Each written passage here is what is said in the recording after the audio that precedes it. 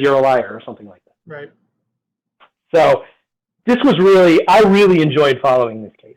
That might be too dense and boring for anyone else on earth to care about, but I really, really enjoyed following that case and all of the various and different things that happened within the life of both of those lawsuits. It was really tremendous. And like I said, the absolute freaking best thing about all this was that Randy got absolutely nothing out of it. And in fact, he didn't even get nothing. He got disrespected to the point that the link of his horrible response doesn't even work anymore. So that's Randy in pregame versus Gizmodo and Ryan. There you go. So from one to another, the next topic is Jambos here. I don't know if I'm pronouncing it right. I don't know either. I know that's been one of your recent targets in the past, like 6 or 7 months. So for people who might not know about him, who is he and why does he have your attention? Yeah, and I'll admit I don't know how to pronounce it either. I listened to the Hagren podcast. Did you listen to that? I have not. You know what I'm talking about? No, I know the podcast you're talking about, but I haven't actually listened to it. Yeah, and I think on that one he said it may be Jambos or Jambos. So I don't know how to pronounce it. I'll just call it Jambos. If that's wrong, then I like to mispronounce things on this podcast anyway. So perfect. Then and I just take it back a step a little bit. Like I wouldn't describe them as a target of mine, right? Like I didn't go out looking for this clown and what he's trying to do. Sure, bad language, yeah. And get it on the record. Let's not forget that when Mike Schwimmer, I guess the principal of Jambos, when he went on Cheddar TV, which I don't even know what Cheddar TV is, but he seems to think that was like a big thing. Do you know what Cheddar TV is? I have Hulu Live now because we cut the cord on cable since we've moved into this house, and I see a channel called Cheddar, and I have no idea what it is. I've never looked at the content on it, but I have heard of it. Okay, I have no idea what it is. It sounds like some bootleg media channel that nobody really cares about. Yeah. So predictably, they gave I call him Mike. And to the extent anybody cares, the reason why I call him Mike is that he makes me think about The Wire. Did you see The Wire? Have you watched The Wire? Please don't shoot me, but no, I haven't. I've heard great things about it, but no, I have not. All right. Well, okay. So there's in the second there's a character in The Wire. His name is Omar. I'm sure you've heard of Omar. Yeah, I've heard of the characters. Yeah. And so Omar's profession is he rips and runs. As he says, he robs drug dealers. That's what he does for a living. And there's a scene where he's testifying against one of the gang members. This is in the second season. He's going into court and he's testifying that he saw one of the other gang members commit a murder. And the reason why he's doing that is because that gang member murdered his boyfriend in the first season. All right? And so there's this scene where Omar's on the stand and he's being cross-examined. He's being cross-examined by the gang member's attorney, and he's going through his criminal history, and he says, "I see here you have an attempted murder too." And Omar says, "That was no attempted murder." And the attorney says, "Well, what was it?" He goes, "I shot the boy Mike in his hind parts." And the attorney says, "Well, why did you shoot Mike in his hind parts?" And Omar says, "Well, Mike thought he should keep the cocaine he was slinging. I thought differently." Well, I can't help but think of Mike, whoever he was in The Wire, whenever I think of Mike Schwimmer. He just seems like the type of guy who would get shot in his ass, because he just doesn't know what he's doing. So anyway, so Mike, I think this is important. Mike went on Cheddar TV and he touted the 17-week package, the $10,000 guarantee, you get your money back type thing, and then he took that little video snippet and he tagged me. He did it affirmatively. He affirmatively tagged me and maybe 2 other people with a phrase where I think he said, "Put your money where your mouth is." So I just wanted to be clear, like, to say that Mike Schwimmer and Jambos was a target of mine is completely inaccurate. Okay. He called me out, and I don't know why he did, but I guess he thought it would be prudent. I mean, listen, maybe he thinks that I'm some sort of like influence in gambling Twitter world where it's like nothing could be further from the truth, right? Like I'm not some market influencer. I'm not some like gigantic bettor.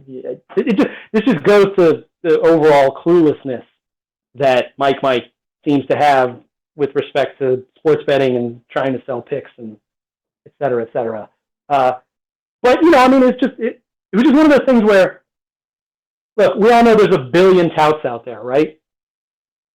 I mean, you can throw a stone on Twitter and find someone who's, you know, send me $50 Venmo and I'll give you my big money picks for the weekend, right? Yeah. The problem with Mike and Jambos was, well, first of all, the arrogance, of course, thinking that you're just going to jump into this space with all of these super secret data scientists and they're going to crack the they're going to crack the $1 billion NFL betting market, right? Or whatever. Like, I'm surprised he didn't go after like the Premier League, which is just as big a market as anything else in the world. I'm surprised he didn't think he could beat that too. You know, the arrogance and the arrogance. I think part of being that arrogant, it just insults a lot of people who actually are really knowledgeable about this subject and really knowledgeable about this topic and who've devoted a lot of time to really mastering, the art of sports betting. I mean, so you've got that out there. But the other big problem is that suckers are going to fall for him, right? I mean, he's not Stu Feiner, right?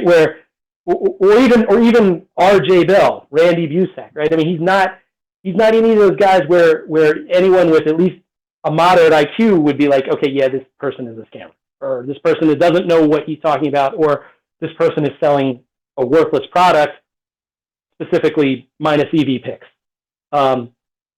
He's a skilled salesman, and the idea that he could come out and do what he was doing, I mean, he could have hurt a whole lot of people, right? And in fact, anyone who did actually buy their second 17-week package and bet all the plays at $300 a pop got slaughtered. I mean, just slaughtered. It was ridiculous. It was so bad. I don't remember what it was. Whatever. People can go back and look. I posted it 100 times. I think what they lost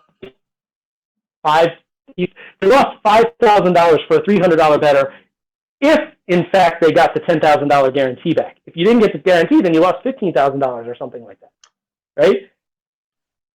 So it's just irresponsible and pretty gross on their part to come out the way that they did. I gotta say, I did think it was pretty funny. Like, I think it might have been JT Spoon, right? You're familiar with him, right? Yeah. I think it might have been him. If it wasn't, I'm sorry, I apologize.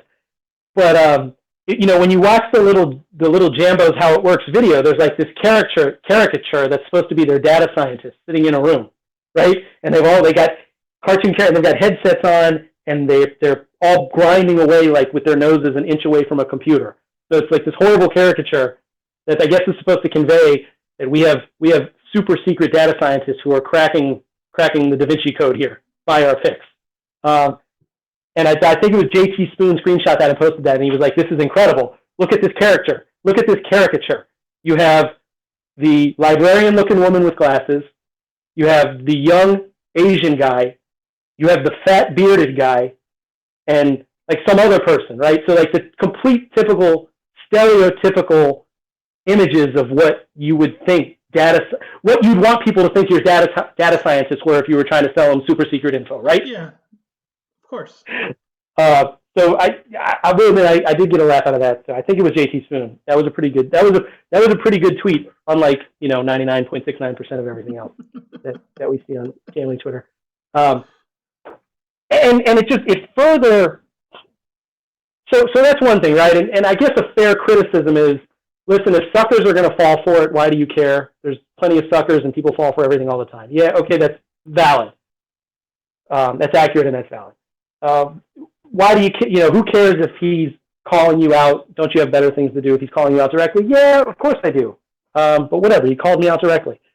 But what really irked me was when I went and looked at, so he's thumping his chest about this that we're going to make you all this money, and we're the only tout in the world to offer you a guarantee.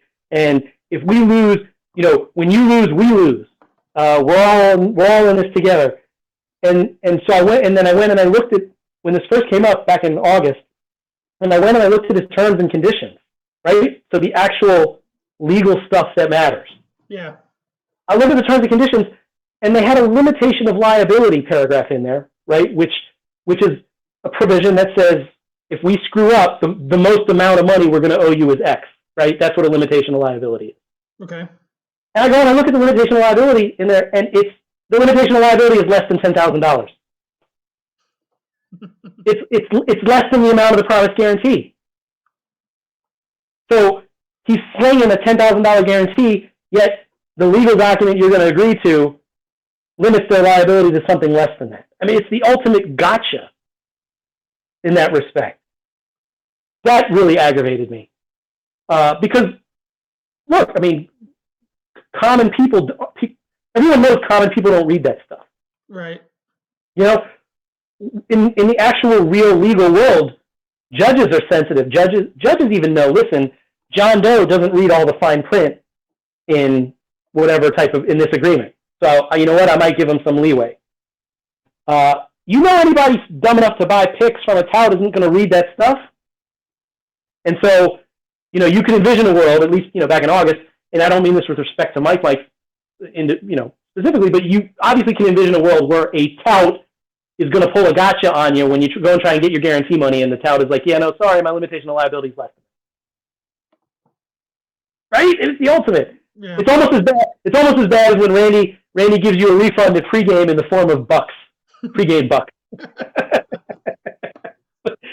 Yeah, sorry, and I think that's what he did. I know this is off tangent a little bit, but do you remember when Fezzik sold his WNBA package, and then he was losing, and so he just stopped releasing WNBA picks, and all the subscribers were like, "WTF? I paid you for picks, and you just gave up." I don't know if you remember that. How far back ago was that? Was that like, because that was like the last sport he was like good at. But even then, that's such a low limit market. So all right, I'm not going to spend a lot of time on this. Let's see. I searched for a screenshot of that. Let's see what comes up. It sounds familiar.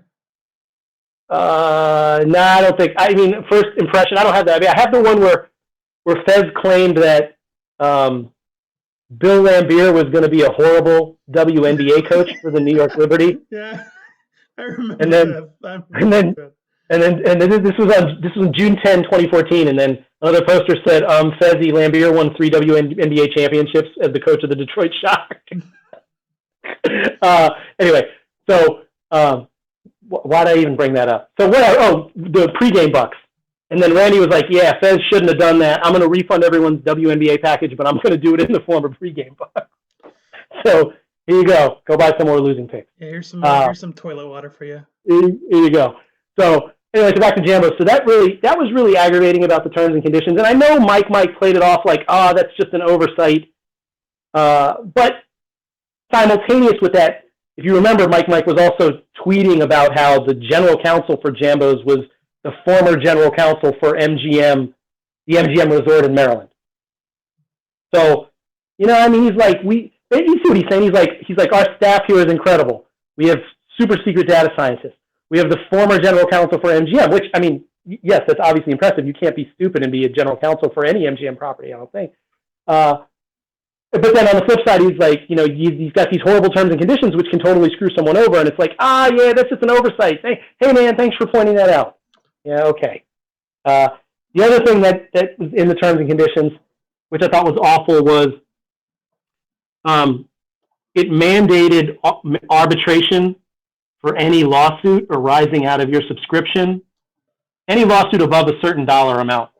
It might have excluded small claims cases. I'm not sure. I think that was the case. But the point was, if you actually had to sue them to get your guarantee money back, you very likely had to go to mandatory arbitration, and you had to travel to Maryland to do it, and you had to pay the arbitrator's fee, like the case opening fee, and there was no prevailing party attorney's provision, which meant that if you did all that and you won your arbitration, you're still coming out a net loser because you're probably paid more. You probably paid your attorney more money than you're ever going to get back, and you can't recover your attorney's fees.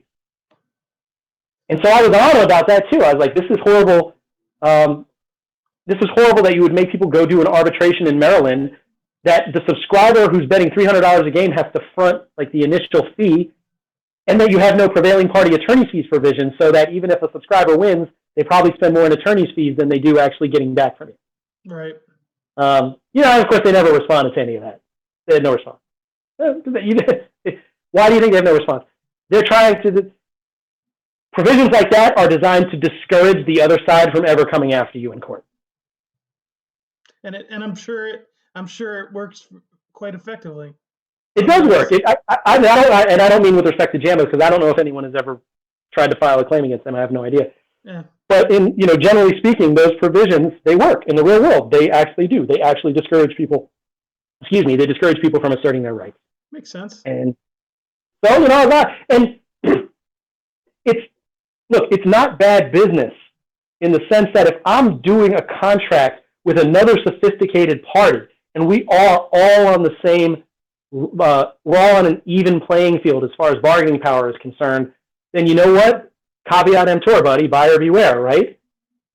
But that's not what's happening here. This is Mike, and Jambos claiming they're going to be the most honest, transparent tout service in the world. They're selling picks to people who presumably are going to bet $300 a game, and they have errors in their limitation of liability and an absolutely overly burdensome venue clause that would prevent any average person from ever going there and going after their money. It's awful. I mean, on a moral level, it was awful. Let me just put it that way. So, other than that, tracking their daily. The reason why I track the daily performance is just to try to put it in a more easily readable form, because I don't think the way they present it is fair to anyone who's reading it. They were doing it as like daily updates with a running total and whatever. And they were mixing in. That was the other problem. That was the other thing I didn't like about their record keeping, is that, they're mixing in the allegedly winning units from before they went live and started publicly selling picks. Now, I know Mike says, well, no, we actually did sell picks to people last February. Okay, you did, but it was a really discreet group of people, and it wasn't a public sale. It was almost like a private sale to people. And if he's really claiming that, and because I think he's claimed this, he's like, all of our subscribers are Wall Street quants. That's how good we are, right? Yeah, Wall Street quants who are betting $300 a game, right? I mean, come on, man. And if that's even true, right? I mean, none of those people are going to care about none of those people are going to track you or care about the overall records. No one other than those people are going to be looking at stuff, and if they do, they don't really care, because if they're really Wall Street quants, they're making far more money than $300 a game betting type stuff. And so that was, that just doesn't hold water with me. And then, after that, we have all of our picks are up on the internet, so you can go back, because they went live with, I guess they went live with their public. They've started publicly selling picks with picks beginning on August 27th of 2019. And my thing is, it just doesn't hold water with me to say that, well, everything before that is still fair game when nobody was really paying attention, right? I mean, yeah. Who knows? And I think Rufus found errors in their grading and maybe some of their other widely available. I don't know. I mean, but whatever. The point was, errors. Rufus found some errors from before they went live with their public picks on August 27th. So I just don't think anything before that is trustworthy, and I think that's a fair take. So, yeah. Mike likes to say, well, you dumb internet people are picking arbitrary endpoints as to when you want to start tracking our record. Well, no, it's not an arbitrary endpoint. That's when you started publicly selling picks in a retail manner to anybody who wanted to buy. Yeah, that's a reasonable point. It's absolutely reasonable, because nobody will deny I would think Mike, Mike has demonstrated that he doesn't really understand a lot about sports betting. Did you see his recent tweet where he was like, "We now grade against William Hill"? Oh, if somebody, I don't follow him, but if somebody brought that into my timeline, I didn't see that. Yeah, and then someone was like, there might have been like a litany of responses with, like what? WAT, WUT, like, huh? And then his great response to that was, wait, he was like, what's wrong with grading against William Hill? Are you saying that's a problem? And I think that was an honest question by him. And you can't know anything about sports betting and think that it's fair or right to grade against William Hill. Right? Yeah. I agree. I don't know from experience, but everything I've heard about that is. Yeah. So it's just a lot of issues. Now, the recent developments, of course, are, Mike announced they're not selling picks anymore. All the picks are going to be free, which, okay, is fine. Good for you. Actually, no, I take that back. That's actually great news because that means that people aren't going to lose subscription fees following Jambos picks anymore. Right. So that's good news. And then there's another point about, I think someone said, well, why, I saw someone say something like, why care if these guys are just contributing to putting dumb money in the pot, right? That argument was made, and I think Groovin has adequately responded to that point. He did so a number of times. So I don't want to rehash it, but I think, the salient points are not really, because the people following these picks aren't really contributing money that are going to be moving markets, even if you include the fees. Nobody who buys a $3,000 package and bets $300 on NFL games is moving markets. Right. So it's almost like the dumb money. It's not dumb money. It doesn't count. That money isn't going to have any impact on the market. It's not going to make the market looser, right? It's not going to loosen up lines. And the other part of that is, another counter to that is, okay, they're putting dumb money into the pot, but they're also taking, if that's the point argument you want to make, you're also taking dumb money out of the pot through subscription fees. So those were I think some of Groovin's responses to it, and I'm certainly not going to disagree with him. But the other development, beginning actually just yesterday, this is hilarious, is that I don't know if you saw, Mike went on a block party. Oh yeah. And yeah, somebody pointed out today a theory on the reason why he went on that block party. Something to do with another one of his ventures, perhaps. Perhaps it's pure speculation. Yeah. I have no idea. You could think about the possible reasons. Maybe it has to do with another venture. Maybe the Jambos investors finally put a gag order on him. Right? It could be anything. It could be. Maybe he finally wised up and realized that arguing with people who are moderately intelligent about sports betting gets you nowhere if you're trying to sell picks. Yeah, especially when they know more about you or know more than you about that arena. But I think in some, right, listen, the Jambos played out exactly like everyone said it was going to play out in August. All of the dumb internet people and haters who had something to say in August, they pretty much all turned out to be right. It's per usual. Right, and that's where we are. So, I don't know, Mike, best of luck, man. Whatever the ventures are. All right. Well, I was going to go into Action Network, but with the time, I'm going to go to the topic that you added here before we go to some questions from the crowd. You had added the topic of favorite horrible tweets since our last time. So I'm guessing the fact that you added that topic means that you have a few in mind to discuss. Yeah, well, so yes, we can talk about some, but here I'll tell you how I messed up, right? So I threw that topic in there, and then it was like, all right, let me see which ones were some of my favorites, right? And then so I went to my folder, and I queued up, just the screenshots from basically since we did our last pod from January 1, 2016, and freaking 1,200 screenshots. Yeah. So that's almost one per day. Right? How pathetic is that? That's really sad. So, so I just was like, well, I've already committed to this. So I scanned through them and I made some notes. And I mean, we can just kind of do like a rapid fire on these. Sure. Some of the good ones. I made in honor of Hagren. I hope I'm pronouncing that right, by the way. If I'm not, I'm sorry. I really made a concerted effort here to overlook any Jason McIntyre or Clay Travis tweet. Because, yeah, we probably exhausted.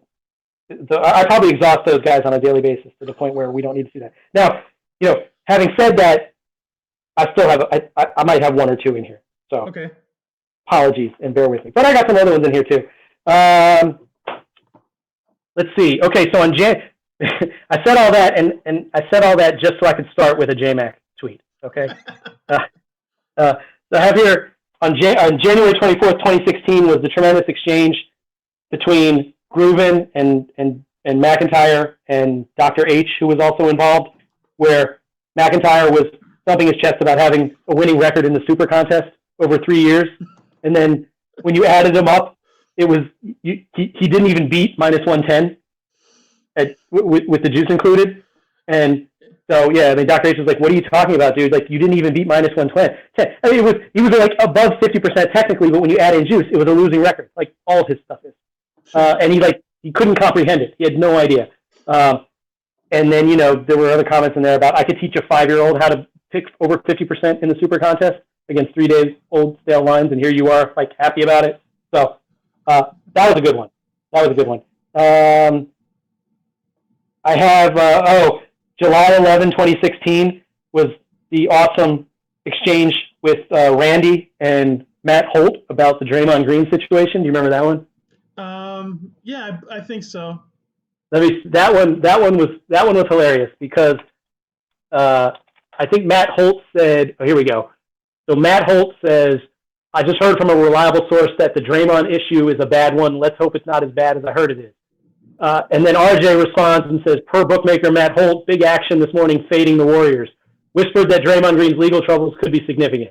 And then, I don't know when it was. So this was on, July 11, 2016?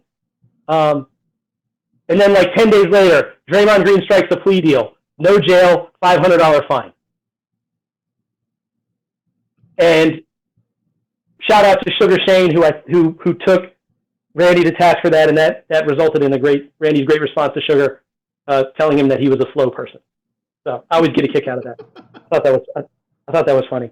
But that was just predictable stuff, Matt Holt and RJ. Oh my God, this is gonna, and then of course it turned out to be the complete opposite of what they were implying, and Draymond basically got an expensive parking ticket. So that was funny. Speaking of Shane, I do want to mention he had one of my most favorite antics of the last 4 years, and that was when he called out Barry Horse on, I think it was that Periscope. Did you see that one? Oh yeah, that screenshot. Yeah, I think. Oh my God, this screenshot is incredible. I'm probably overselling it, but whatever. I thought it was freaking hilarious. The look on this Barry Horse dude's face when Shane's comment pops up. I don't know if he's reading the comment. I don't know what's going on here, but it's freaking hilarious. And the comment is, of course, anybody watching this, do not sign up for this bullshit scam that this clown is a part of. I think that's somebody's pinned tweet. I feel like I just came across that somewhere. Is it? If it is, that's awesome. Yeah. I love that one. So, shout out to Shane. That's a freaking classic. Let's see. In May, I think it was May. Let's see, May of 2016. Let me make sure I get the year right. Oh yeah, here we go. So in May of 2018. Sorry, so I'm jumping ahead a little bit. In May of 2018, we have I don't know how to pronounce his name. Doug Kyed, Kyed. Yeah. Okay, he's like a Patriots beat reporter. That was the Doug Kyed special. You remember the Doug Kyed special? You refresh my memory. I'm sure I do once you tell me. So this was when it was a playoff game. Where the hell is it? Oh, here we go. The Celtics money line is plus 255, and the Cavs -7 is -105 on Bovada. Given the lopsided results so far, decent chance you can make both bets and make money regardless of the outcome. so, of course. I do remember that. Yeah, Doug. What happens if the Cavs win by 1, 2, 3, 4, 5, or 6? What happens there, bro? So he predictably got taken to task.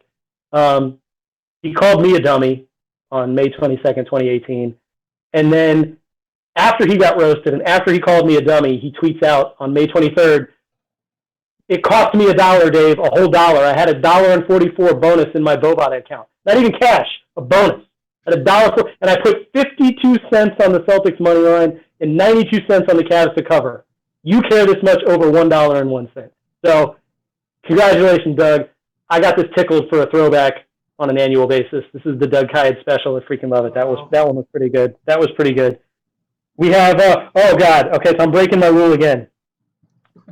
So on June 4th, 2017, we had the McIntyre-Mayweather tweet. Remember that one? Yeah, about basically saying that if you're going to bet, you have to bet McGregor or something to those lines, I think, right? That's right. So he tweets,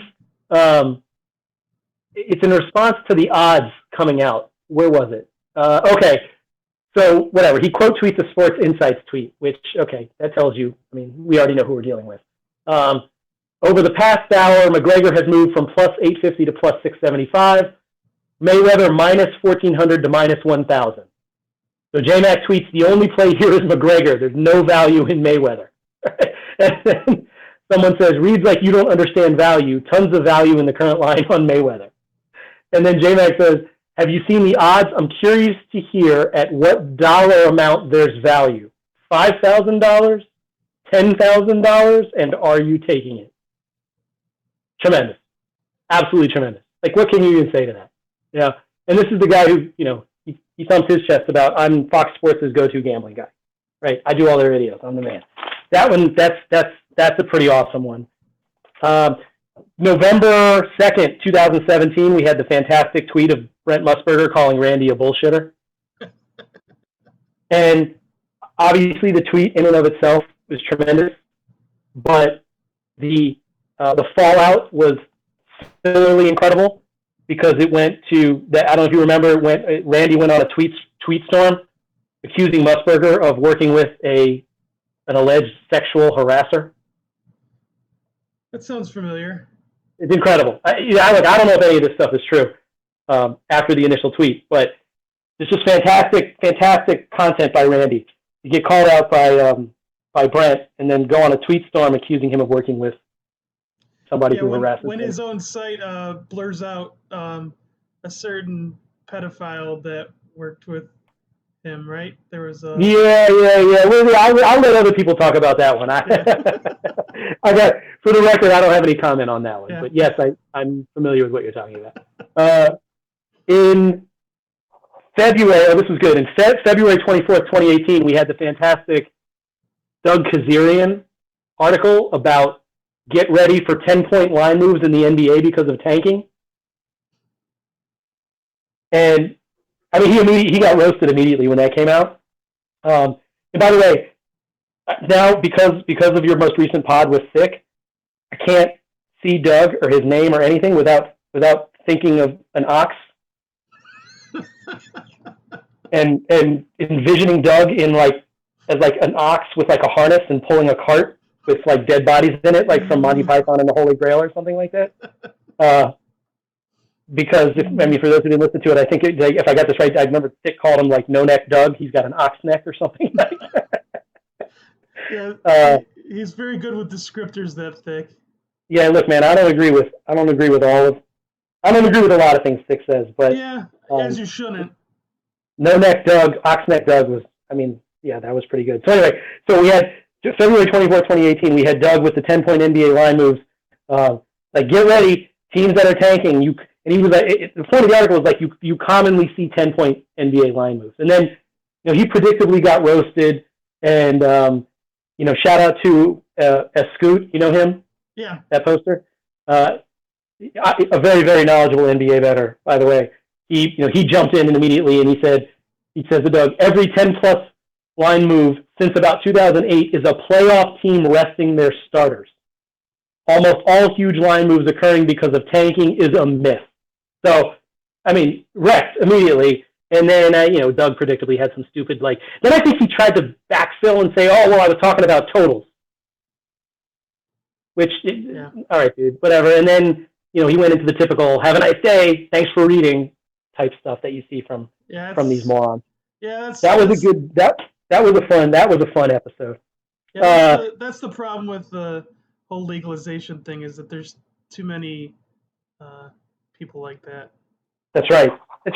And, look, I mean, whoever produces Doug's show also puts Mike on that same show. So, there you go. Interrupt. Go ahead. Yeah, there you go. So that tells you all you need to know about No Neck Doug and that show that he's on.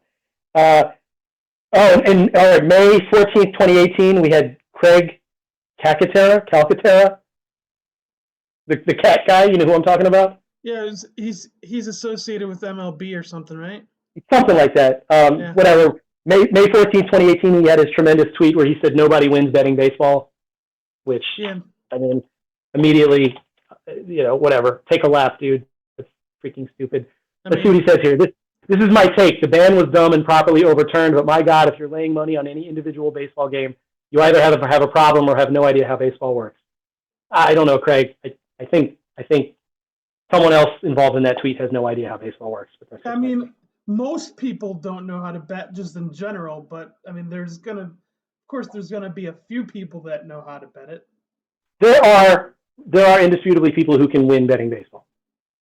Sure. But Craig has I don't know. Craig's painting with a broad brush, and he has a stupid worldview, and he's also, I think, kind of a dumb person. So that was a good one. Let's see. In August 7th, 2018. You familiar with Sports Talk Matt? Sports Talk Matt Carroll. Is that this totals guy? No, who the total? Are you talking about Zilbert? Oh, maybe that's who I was thinking of. Yeah, I can't even.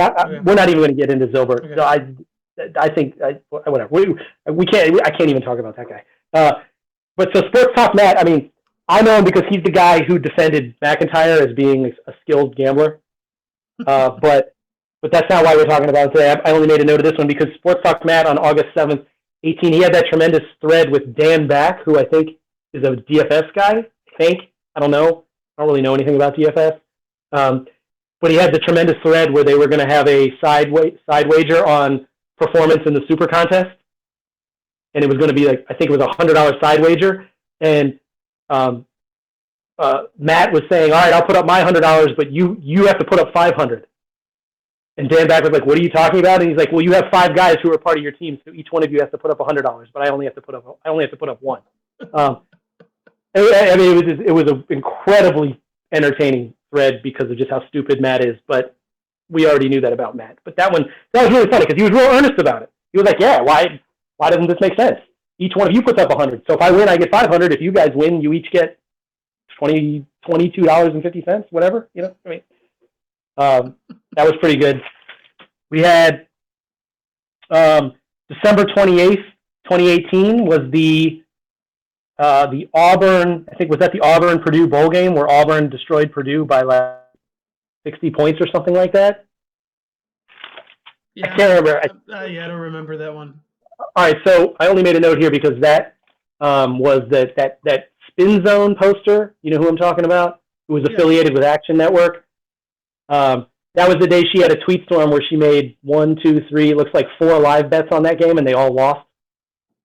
And it was because she kept taking Purdue plus the points. She took them plus 23.5, plus 35.5, plus 42.5. And then she finally relents and takes Auburn minus 49.5 live. And, of course, the final score landed in between 42 and 49. That was a good one. Again, I believe this was during the time that she was associated with the Action Network and providing content on behalf of Action Network. So none of this should surprise anybody, of course. We have the April in April 2nd of 2019, we had well, I'll just say in April of 2019, you had all the tweets by my buddy Jeff Schwartz about how Baltimore under 8.5 wins this year was going to be like the lock of the decade.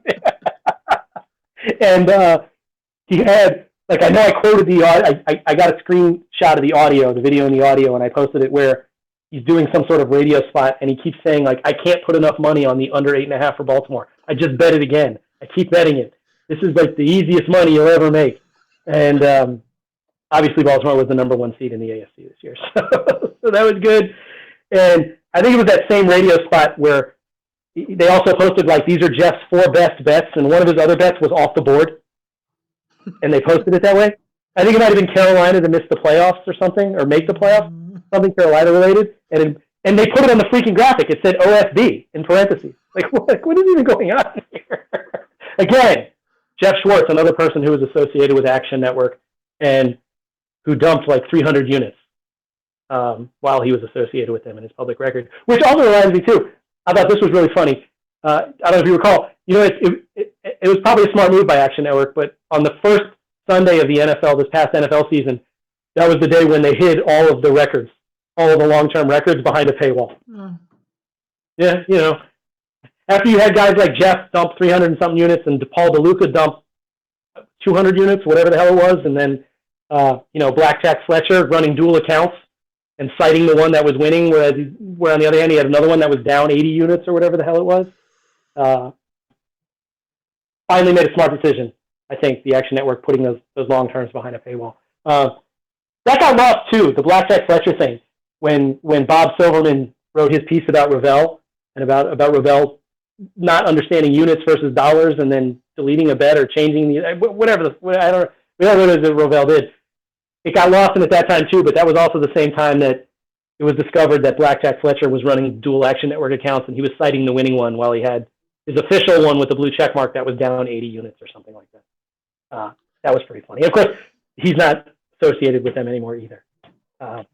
Otherwise, I had in here, I know these weren't in since our last pod, but, you know, it came up that Kelly in Vegas had that whole host of, like, homophobic tweets.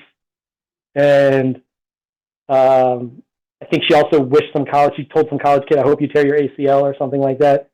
So, you know, the stuff that's out there, man, the internet never lies. That was pretty awful when those surfaced. But, you know, I mean, what can you say? Was I surprised by any of that stuff? I mean, given her, I think some screenshots of her Facebook wall or something, those surfaced also, showing that she was all, like, totally in favor of build the wall, and she got into an argument with, like, her half sister on Facebook or something, who whatever. The point is, none of this stuff. You see stuff like that, of course, none of that surprises me. Those surfaced, and then I won't go through them, but, you know, obviously Clay had a number of horrible legal tweets since we last did our podcast, not sports betting related, but legal ones. And I mean, I've got those posted in the thread too, where he's just, I mean, he just gets stuff so incredibly wrong for a guy who, again, thinks he's like this super smart guy because he's a licensed attorney who may or may not have practiced for more than 1 year, as I understand it. I don't know. But he had a number of absolutely atrocious legal tweets out there. So anybody can go and look them. So let's transition to some of the questions, because there are a few here that I want to get to. So let's go with the Clay one, because I don't have who wrote these questions, so I apologize to those people, but there are some good ones here. Sorry, Dale, that we had to remove some of these one-liners, but the one about Clay was, if you had to ask Clay one question that he had to answer truthfully, what would it be? Yeah, look, the answer to that is probably not going to be that entertaining, but I would absolutely love to know what, or at least love for him to admit what his whole BetOnline affiliate deal was.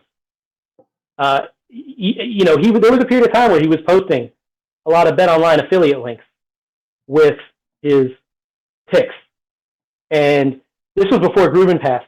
And Groovin has a tremendous tweet out there where he says something like, "This is how the Clay Travis scam works," and he kind of talks about that. And then, of course, Clay denied it, and Clay's explanation, if I remember correctly, was well, all the money that's raised from that is donated to breast cancer research because Clay went on CNN and he said he made that appearance on CNN and he said something like, "I believe in the First Amendment and boobs," and then the host of the show booted him off the show, and he was claiming, if I remember correctly, he was claiming that the money was going to breast cancer research in honor of him getting booted off of CNN for making a joke about boobs. And then, I mean, because Groovin is the GOAT, and he always will be, like, he immediately pointed out, yeah, Clay, here's evidence of of you posting the BetOnline affiliate link before you ever went on the CNN show. So, yeah, well, I mean, you can put one and one together there. I know Clay made some horrible comment about how, I think it was after Groovin passed away, he said something like, if Groovin hadn't passed away, I would have sued him for defamation and I would have bankrupted him. So, GTFO, Clay. But that's what it's probably not a fun answer, but that's what I ask him. I'd be like, I'd want to know. Admit it, man. What's going on with it? What was your deal with that affiliate? Like, okay. This one must have been from October because this wasn't from the recent batch. I did remember that I asked for some questions back when we were originally talking about this like 5 months ago. Somebody asked for your favorite meatloaf in a box, and I remember posting a picture of the meatloaf like 5 CD box set or something like that. Listen, anyone who answers anything other than Stouffer's can't be trusted. Stouffer's in a box, bro. I don't have enough. I don't have meatloaf enough to have an opinion. My wife made it for Valentine's Day a couple weeks ago, but I don't know what. I think she just bought store-bought meat, and then I don't remember. It was just in the shape of a heart with some sauce on it. So you had to shape it meatloaf in the shape of a heart. Yeah, it's incredible. It's really good. Well, I'll tell you. Okay, so Stouffer's in a box, obviously, and I'll give you another pro tip. Boston Market meatloaf in a box is absolute trash. Okay. So, if someone who actually eats meatloaf from a box tells you that a meatloaf is trash, believe me, it's absolute trash. Wait a minute. Yeah, no, that's right. Yeah, that's right. I got that right. Yeah, trash, absolute trash. Okay. Conversely, Boston Market Salisbury steak in a box is not that bad. Actually, pretty good. Okay. And I have a Boston Market like a half a mile from here, and I always forget that we have it. Well, hold on now, Brian. Let me tell you something, because I rolled through a Boston Market like a week and a half ago. Yeah. And I rolled through the actual store, and I was like, let me get some meatloaf, and they said, we don't have it anymore. Oh. So I don't know what they're putting in the box that goes in the freezer at the grocery store, but sure shit ain't what comes out of the restaurant, and it ain't very good. Huh. So pro tip. They're trying to distance themselves from it. Okay. Somebody had asked. I think this was back in the October set of questions too. Thrash metal power rankings. All right. Well, so that's a dangerous question because you could get me talking for another hour on that, but I won't do that. I won't do that. Let's. I don't know. I don't want to stick with 5 and give a short synopsis or. Yeah, I won't do that. I promise. All right. Listen. Okay. Listen. First of all, let me say this: not all metal is thrash metal. All right. Let's not confuse it. Thrash metal is one type of metal. You have all kinds of other types. You have death metal. You have black metal. You have symphonic metal. You have progressive metal. You have doom metal. You have screaming metal. We're talking only about thrash metal right here. All right. Okay. Because that's in my mind, it's thrash metal or GTFO. All right. Now, when you talk about thrash metal, you're really talking about the heyday of it. You're talking about the late '80s and you're talking about the '90s. All right.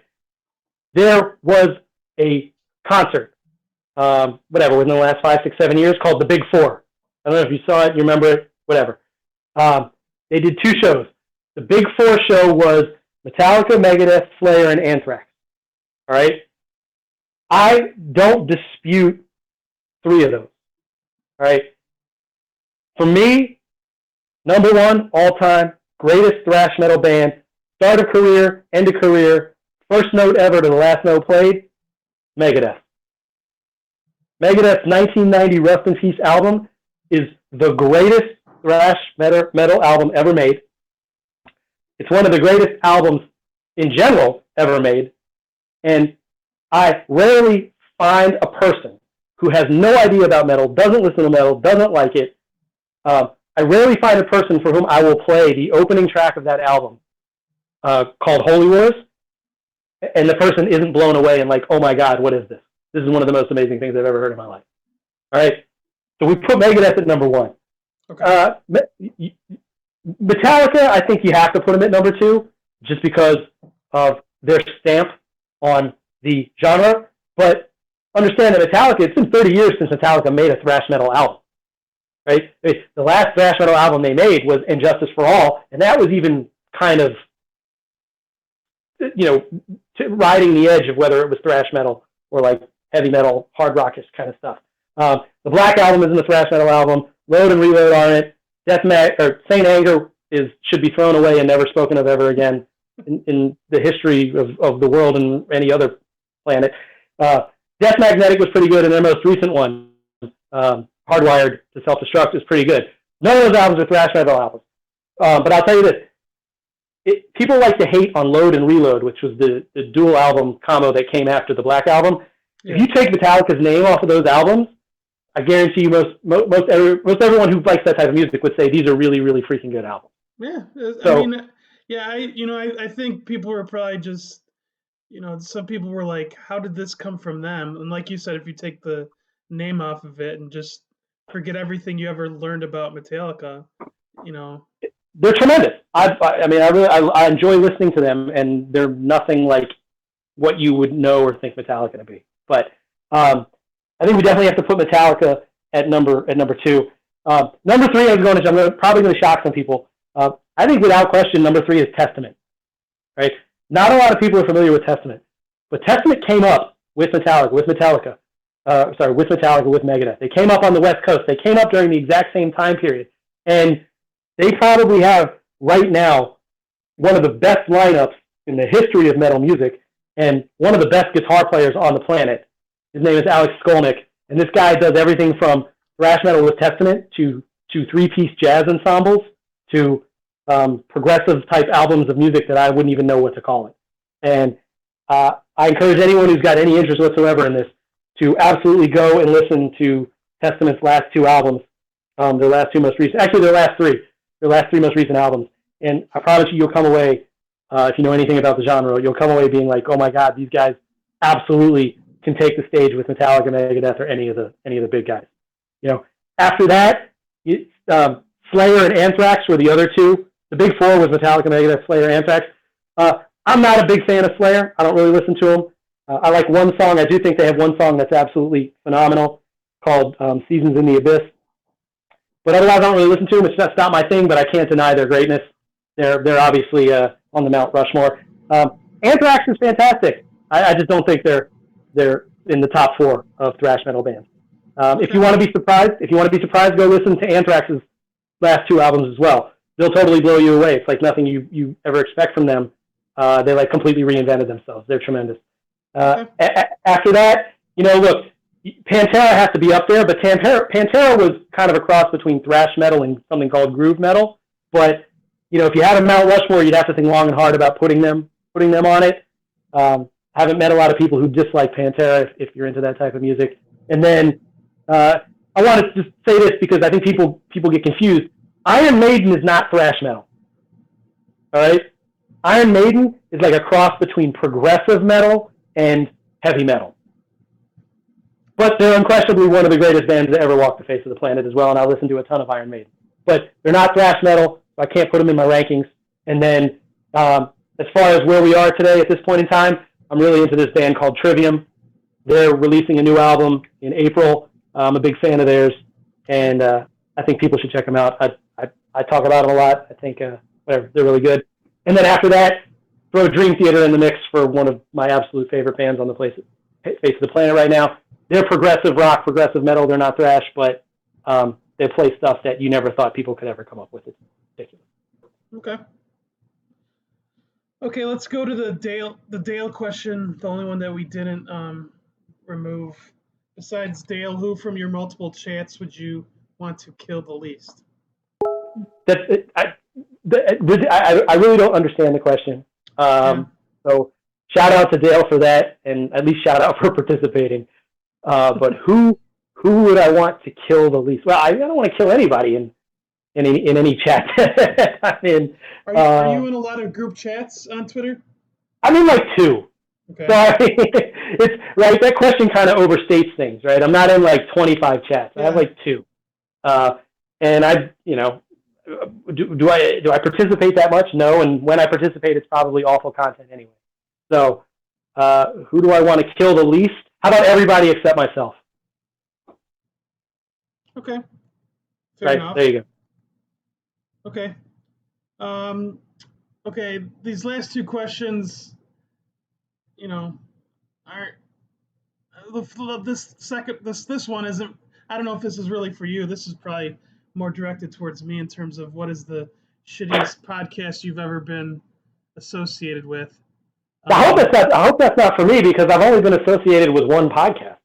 Yeah. I think that I think this was directed more towards me, and to be honest with you, I looked through my list of pods, and this is the 101st one, and over 90% of them were recorded like 4 or 5 years ago. And to be completely honest, I don't remember quite a bit of them. If I re-listened to them, I would be like, what was I talking about there, or why did I have this person on? I can't really tell you why I had certain people on.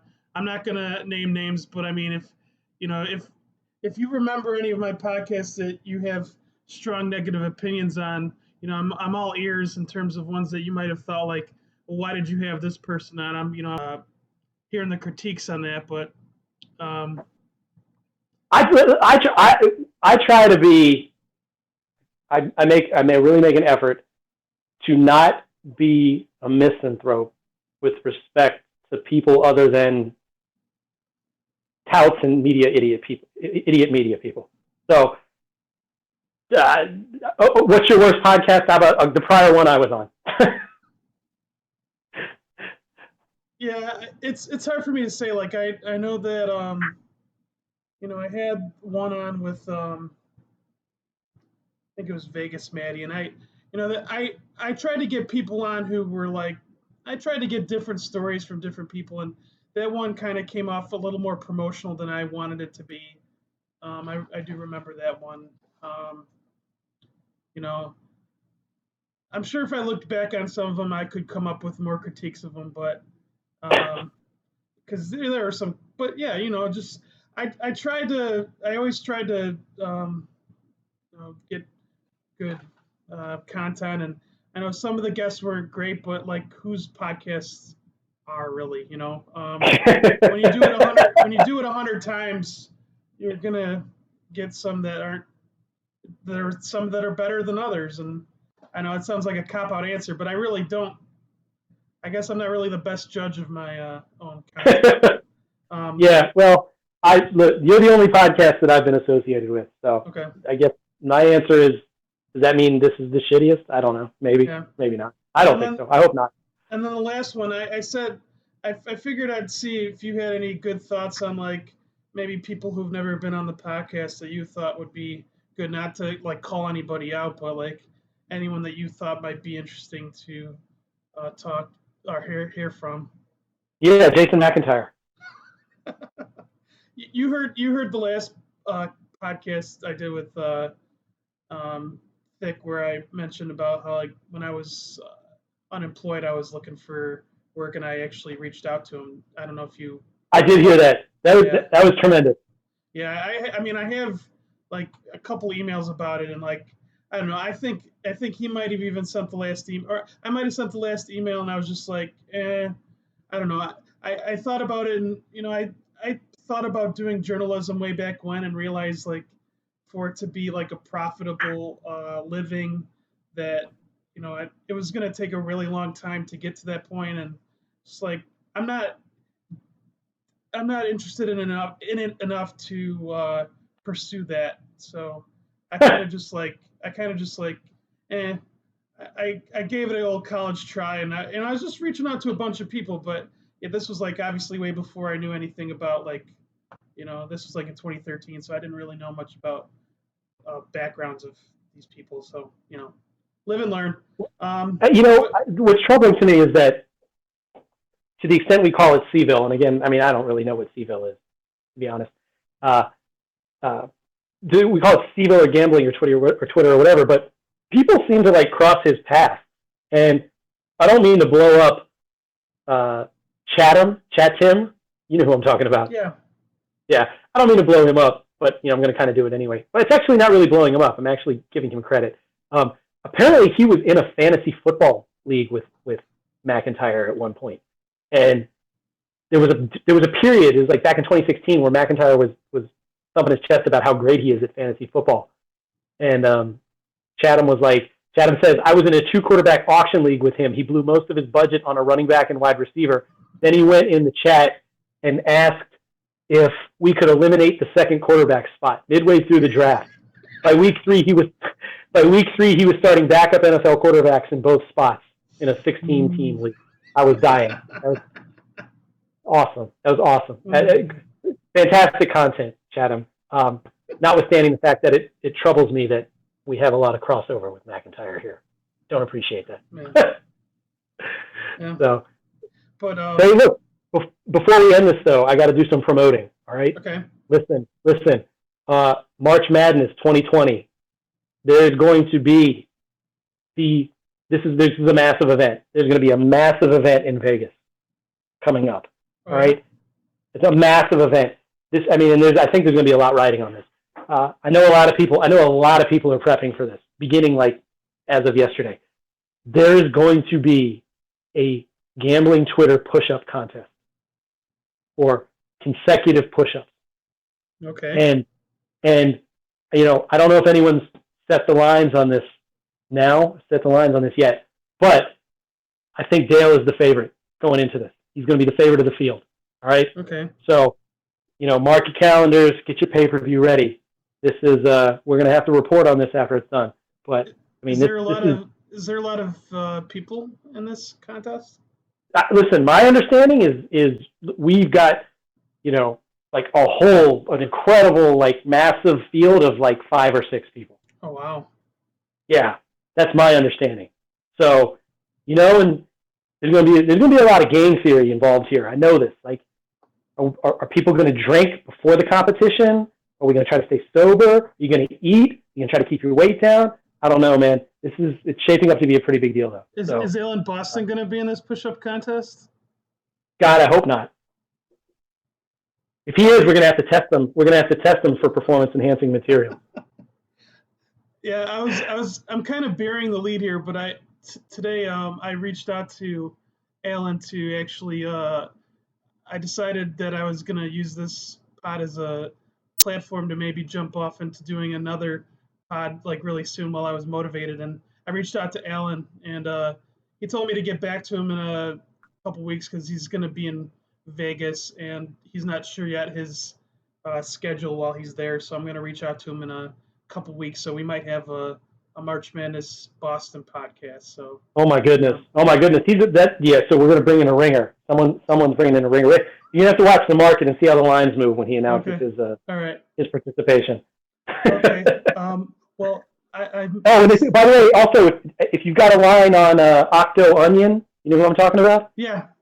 Yeah, if you got a line on Octo and he's going to be in Vegas too, hit him up. We need to get Octo in this contest. Okay, because I've read some of his tweets way back when about his physical fitness or his physical acumen or whatever. Yeah, apparently he's no joke. Yeah. Apparently. So let's go. Let's get it. Let's do this, man. So you gotta find someone to set lines for this. We'll have to figure that out too. Yeah. We need a Bovada or a William Hill or someone that, someone willing to risk up to $50. Yeah, that's right. $50 limit. Limit. But anyway, I had to get that plug in, man. I had to do some promoting. Right, I appreciate it. And then you know what, Brian? Yeah, definitely, man. Do some more podcasts. Stay with it. All right. Well, I do see a missed message here from my wife. It's probably because it's spending about 2 hours here on a podcast, so can't really blame her for that. But so I'm gonna cut. I was gonna say cut this short, but I'm gonna cut this long. But Cizzle, I appreciate you joining the podcast, and thanks for your legalese. And appreciate your time. And good. Anytime, anytime, man. Are you doing the push-up contest? As of right now, yeah, man. I'm a willing participant. You know, Okay. I don't know. I may have to train. I may have to do some more training, but All right. but Well, yeah, I think it's going to go down. I think it is. All right. Well, good luck. And thanks for joining. And everyone, once again, thanks for listening. And talk to you soon.